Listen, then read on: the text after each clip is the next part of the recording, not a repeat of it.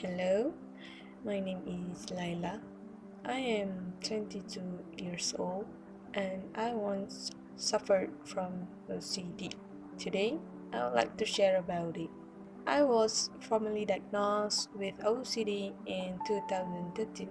I didn't know I had this illness. It's been with me for about 7 years and I didn't see it until I was 15. OCD is an anxiety disorder that occurs when a person gets caught in a cycle of unwanted and intrusive thought.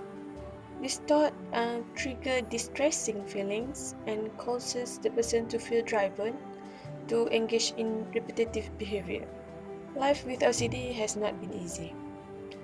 It's been a roller coaster of emotions, some of which we never hear about. However, Alhamdulillah, I've come out from the other side and as a better version of who I want to be.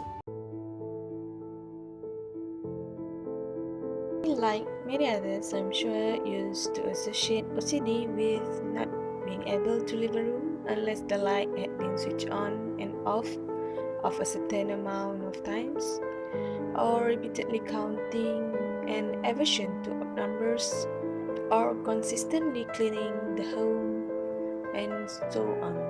Obsessions and compulsions continue on and off throughout my childhood and change themes.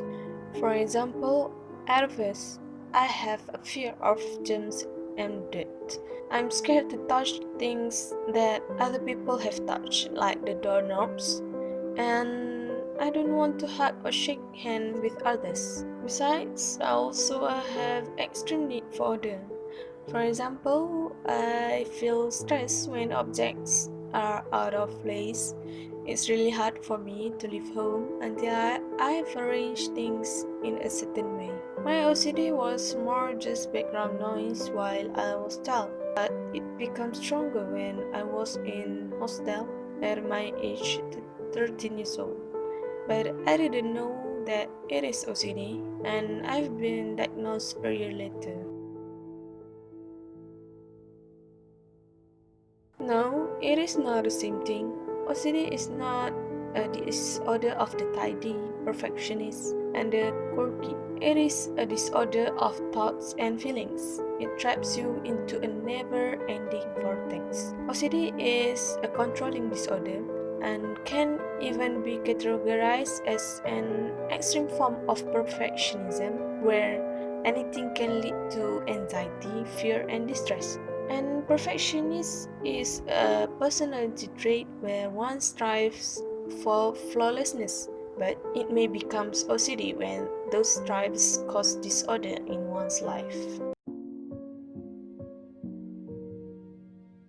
So the main treatments for OCD are psychotherapy and medications. Cognitive behavioral therapy or CBT is a type of psychotherapy for many people with OCD. I've undergone exposure and response prevention ERP treatment, which is a component of CBT therapy, involves gradually exposing me to a feared object or obsession, such as dirt, and having me learn ways to resist the urge to do my compulsive rituals. I've learned to manage my obsessions and compulsion. Besides, certain psychiatric medications also can help the obsession and compulsion of OCD.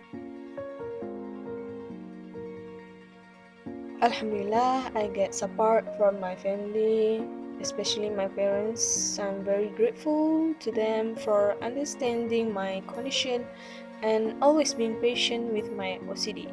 I think without their support and encouragement, I will not recover quickly. After 2 years of intensive therapy, my OCD became very mild. Hence why ERP and mindfulness aided me in going from a moderate to severe sufferer and to a now mild sufferer, the breakthrough from illness to recovery.